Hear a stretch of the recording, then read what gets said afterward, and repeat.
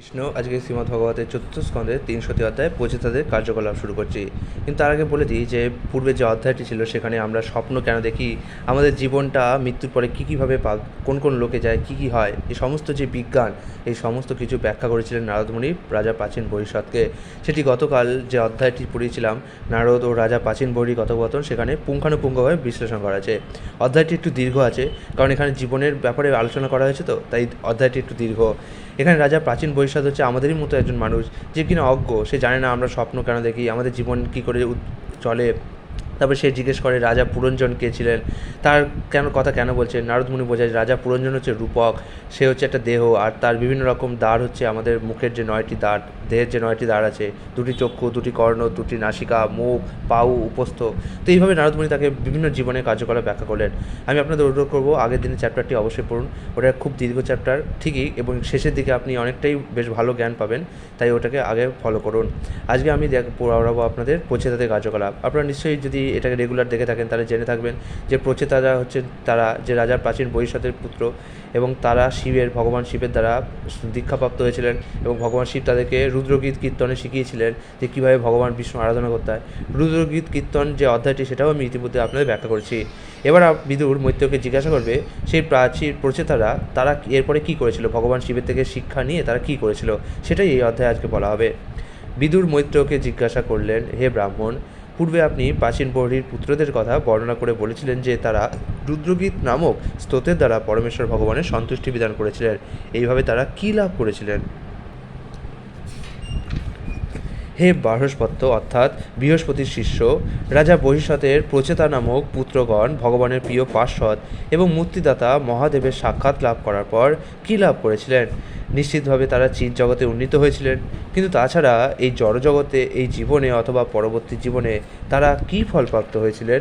মহর্ষি মৈত্র তখন বললেন, মহারাজ, প্রাচীন বহ্নির পুত্র প্রচেতাগণ তাদের পিতার আদেশ পালন করার জন্য সমুদ্রগর্ভে কঠোর তপস্যা করেছিলেন।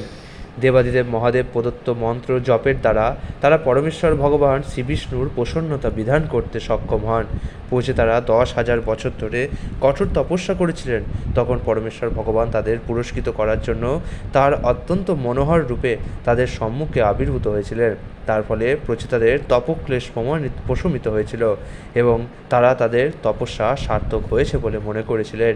পরমেশ্বর ভগবান তখন গরুড়ের স্কন্ধে আরোহণ করে সুমেরু শিখরলগ্ন মেঘের মতো শোভা পাচ্ছিলেন। ভগবানের দিব্য শরীর অত্যন্ত মনোহর পীত বসনে আচ্ছাদিত ছিল, এবং তার গলদেশ কৌস্তব মণির দ্বারা সুশোভিত ছিল। তার দেহ নির্গত রশ্মি ছটা ব্রহ্মাণ্ডের সমস্ত অন্ধকার দূর করেছিল।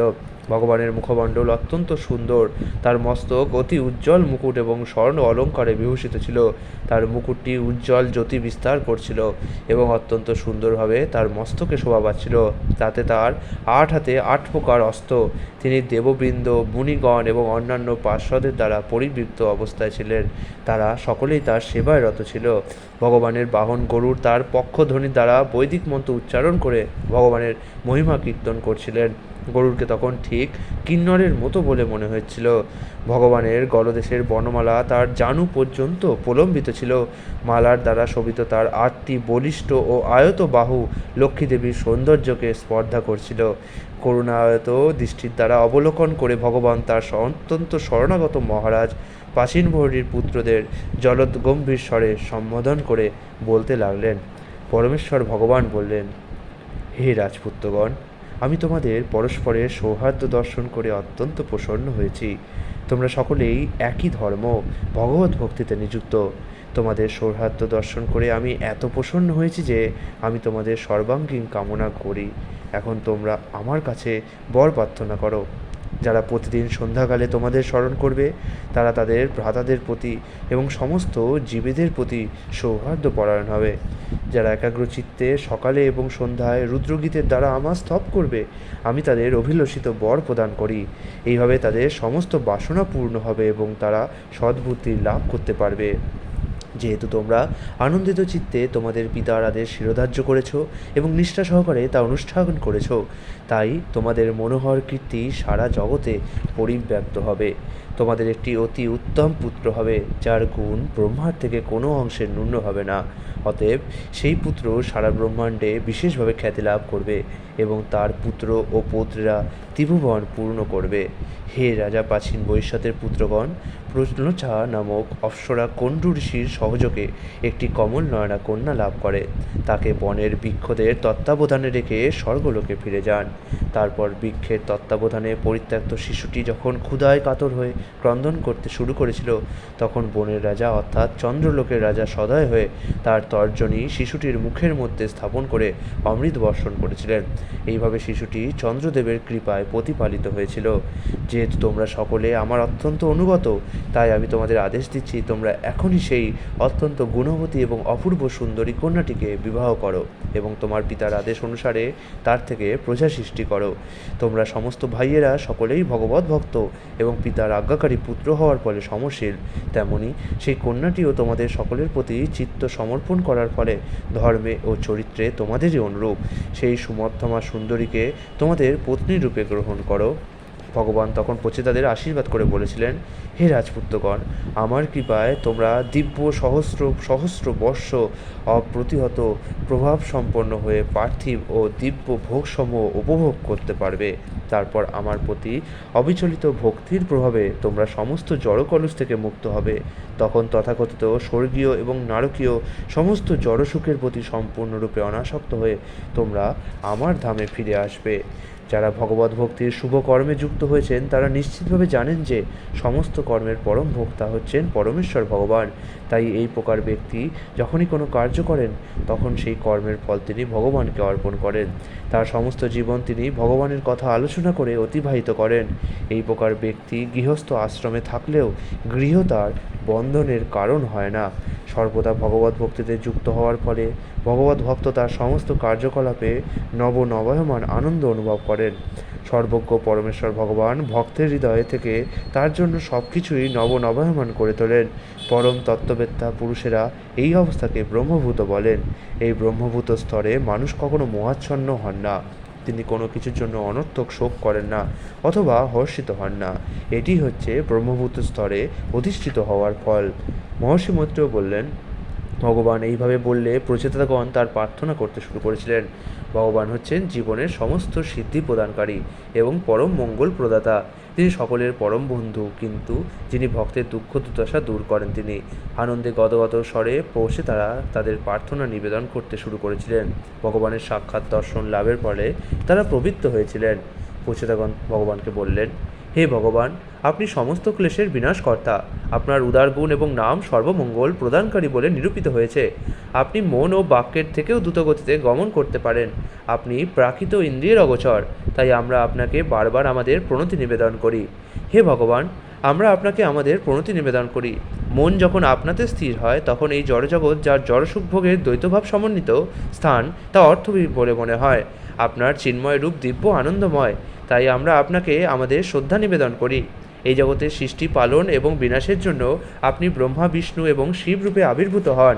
হে ভগবান, আমরা আপনাকে আমাদের সশ্রদ্ধ প্রণতি নিবেদন করি, কারণ আপনি সমস্ত জড় প্রভাব থেকে সম্পূর্ণরূপে মুক্ত। আপনি সর্বদা ভক্তদের দুঃখ কষ্ট হরণ করেন, কারণ আপনার মেধা তা সম্পাদন করার পরিকল্পনা করে। পরমাত্মা রূপে আপনি সর্বত্র বিরাজমান, তাই আপনি বাসুদেব নামে পরিচিত। আপনি বসুদেবকে আপনার পিতারূপে গ্রহণ করেছিলেন, সেই জন্য আপনার নাম বাসুদেব, এবং আপনি শ্রীকৃষ্ণ নামে প্রসিদ্ধ। আপনি এতই দয়ালু যে আপনি আপনার সর্বপ্রকার ভক্তদের প্রভাব সর্বদা বর্ধন করেন। হে ভগবান, আমরা আপনাকে আমাদের সশক্তি প্রণতি নিবেদন করি, কারণ আপনার নাভি থেকে যে সমস্ত জীবের উচ্চস্বরূপ পদ্মফুল উদ্গত হয়েছে। আপনি সর্বদা পদ্মফুলের মালায় শোভিত এবং আপনার পদযুগল সুরভিত পদ্মফুলের মতো, আপনার নয়ন পদ্মফুলের পাপড়ির মতো। তাই আমরা আপনাকে সর্বদা আমাদের সশক্ত প্রণতি নিবেদন করি। হে ভগবান, আপনার বসন পদ্মফুলের কেশরের মতো পীতবর্ণ, কিন্তু তা কোনো জড় পদার্থ দিয়ে তৈরি হয়নি। আপনি সকলের হৃদয়ে বিরাজ করেন এবং আপনি সমস্ত জীবের সমস্ত কার্যকলাপের সাক্ষী। আমরা বারবার আপনাকে আমাদের প্রণতি নিবেদন করি। হে ভগবান, বদ্ধজীব আমরা দেহাত্মবুদ্ধির অন্ধকারে সর্বদা অচ্ছন্ন, তাই আমরা সংসার ক্লেশকে সর্বদা প্রিয় বলে মনে করি। আমাদের এই দুর্দশাগ্রস্ত অবস্থা থেকে উদ্ধার করার জন্য আপনি এই দিব্যরূপে আবির্ভূত হয়েছেন। আমাদের মতো যারা এইভাবে কষ্টভোগ করছে, তাদের প্রতি আপনার এটি অন্তহীন কৃপার প্রকাশ। অতএব যে সমস্ত ভক্তদের প্রতি আপনি সর্বদা কৃপাপরায়ণ, তাদের আর কি কথা। হে ভগবান, আপনি সমস্ত অমঙ্গল বিনাশ করেন। আপনি আপনার অর্চা বিগ্রহ প্রকাশ করে আপনার দীন ভক্তদের কৃপা করেন। আপনি দয়া করে আমাদের আপনার নিত্য সেবক বলে মনে করুন। ভগবান যখন তার স্বাভাবিক করুণার প্রভাবে তার ভক্তের কথা চিন্তা করেন, তখন তার নবীন ভক্তের সমস্ত বাসনা পূর্ণ হয়ে যায়। ভগবান প্রতিটি জীবের হৃদয়ে বিরাজমান, তা সে জীব যত নগণ্যই হোক না কেন। ভগবান জীবের সব কিছু জানেন, এমনকি তার অন্তরের বাসনাগুলি পর্যন্ত জানেন। আমরা যদিও অত্যন্ত নগণ্য, তবুও ভগবান আমাদের ইচ্ছাগুলি কেন জানবেন না? হে ব্রহ্মাণ্ডপতি, আপনি ভক্তিযোগের প্রকৃত গুরু। আপনি যে আমাদের জীবনের চরম লক্ষ্য হয়েছেন, তাই আমরা অত্যন্ত প্রসন্নতা অনুভব করছি এবং আমরা প্রার্থনা করি যে আপনি আমাদের প্রতি প্রসন্ন হন। সেটি আমাদের প্রার্থনা। আপনার প্রসন্নতা বিধান ব্যতীত আর অন্য কোনো বাসনা আমাদের নেই। হে ভগবান, আপনি সর্বকারণেরও কারণ, পরৎপর পুরুষ, এবং যেহেতু আপনার বিভূতির অন্ত নেই বলে আপনি অনন্ত নামে কীর্তিত, তাই আমরা আপনার কাছে একটি বর প্রার্থনা করব। হে ভগবান, ভ্রমর যেমন পারিজাত ফুল প্রাপ্ত হলে আর অন্য ফুলে যায় না, তেমনি আমরা যখন আপনার শ্রী পাদপদ্ম প্রাপ্ত হয়ে তার আশ্রয় গ্রহণ করেছি, তখন আর কি পর প্রার্থনা করব? হে ভগবান, জড়জগতের কলুষের ফলে যতদিন আমাদের এই জড়জগতে বিভিন্ন লোকে বিভিন্ন জনিতে ভ্রমণ করতে হবে, ততদিন যেন আমরা আপনার লীলা শ্রবণ কীর্তনে মগ্ন ভক্তদের সঙ্গ লাভ করতে পারি। জন্ম জন্মান্তরে আমরা কেবল এই প্রার্থনাই করি। ভগবৎ সঙ্গী ভক্তদের লবমাত্র সময়ের সঙ্গ প্রভাবে জীবের যে অসীম মঙ্গল হয়, তার সঙ্গে স্বর্গলোকের প্রাপ্তি, এমনকি ব্রহ্মজ্যোতিতে লীন হয়ে যাওয়ার মুক্তিরও তুলনা করা যায় না। কারণ মরণশীল জীবের পক্ষে সর্বশ্রেষ্ঠ বর হচ্ছে শুদ্ধ ভক্তের লক্ষণ। যখনই চিৎ জগতের বিশুদ্ধ কথা আলোচনা হয়, তখন সত্যমণ্ডলী অত্যন্ত তখনকার মতো সমস্ত জড় আকাঙ্ক্ষার কথা ভুলে যান। কেবল তাই নয়, তাদের তখন আর পরস্পরের প্রতি বৈরীভাব থাকে না এবং তাদের কোনো রকম উদ্বেগ বা উৎকণ্ঠা থাকে না। যেখানে ভক্তদের মধ্যে ভগবানের দিব্যনাম শ্রবণ এবং কীর্তন হয়, সেখানে ভগবান নারায়ণ উপস্থিত থাকেন। নারায়ণ হচ্ছেন সর্বত্যাগী সন্ন্যাসীদের পরম গতি, এবং যারা জড় কলুষ থেকে মুক্ত, তারা সংকীর্তন যজ্ঞের মাধ্যমে নারায়ণের পূজা করেন। তারা বাস্তবিক পক্ষে পুনঃ পুনঃ তার পবিত্র নাম উচ্চারণ করেন। হে ভগবান, আপনার পার্ষদ এবং ভক্তরা পৃথিবীর সর্বত্র বিচরণ করে তীর্থস্থানগুলিতে পর্যন্ত পবিত্র করেন। অতএব সংসার ভয়ে ভীত কোন ব্যক্তি তাদের সমাগমে অভিরুচি প্রকাশ করবে না? হে ভগবান, আপনার অত্যন্ত প্রিয় সখা শিবের ক্ষণকাল মাত্র সংগ্রহভাবে আপনাকে লাভ করার সৌভাগ্য অর্জন করেছি। আপনি সর্বশ্রেষ্ঠ বৈদ্য এবং আপনি দুঃচিকিৎসা ভবরোগের নিরাময় করতে পারেন। আমাদের পরম সৌভাগ্যের ফলে আমরা আপনার শ্রী পাদপদ্মের আশ্রয় গ্রহণ করতে সক্ষম হয়েছি। হে ভগবান, আমরা বেদ অধ্যয়ন করেছি, সদ্গুরুর আশ্রয় গ্রহণ করেছি এবং ব্রাহ্মণদের, ভক্তদের ও পারমার্থিক জ্ঞানে অতি উন্নত বিদ্যদের শ্রদ্ধা নিবেদন করেছি। আমরা ভ্রাতা, বন্ধু অথবা অন্য কারো প্রতি ঈর্ষাপরায়ণ হয়নি। আমরা দীর্ঘকাল কোনো কিছু আহার না করে জলের মধ্যে কঠোর তপস্যা করেছি। আমাদের এই সমস্ত পারমার্থিক সম্পদগুলি কেবল আপনার প্রসন্নতা বিধানের জন্য আপনাকে উৎসর্গ করতে চাই। এটিই আমাদের একমাত্র প্রার্থনা। এছাড়া আমরা আর কিছুই চাই না।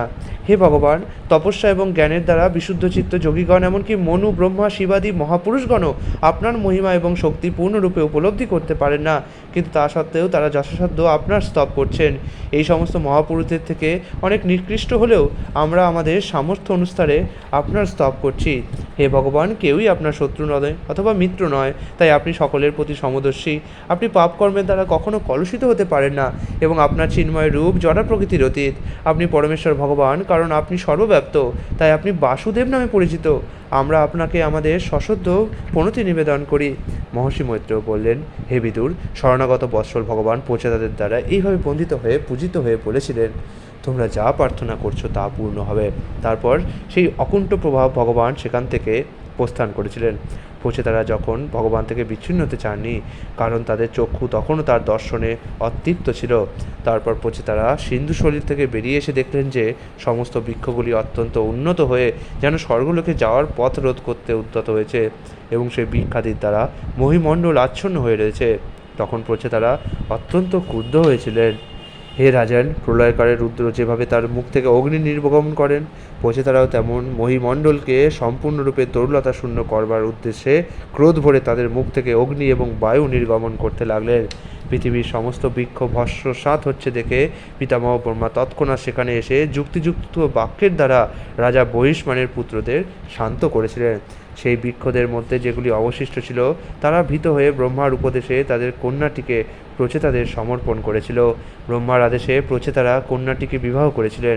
তার গর্ভে ব্রহ্মার পুত্র দক্ষ জন্মগ্রহণ করেছিলেন। দক্ষ মহাদেবকে অবজ্ঞা এবং অপমান করেছিলেন বলে মরিষার গর্ভে তাকে জন্মগ্রহণ করতে হয়েছিল। তার ফলে তাকে দুবার দেহত্যাগ করতে হয়েছিল।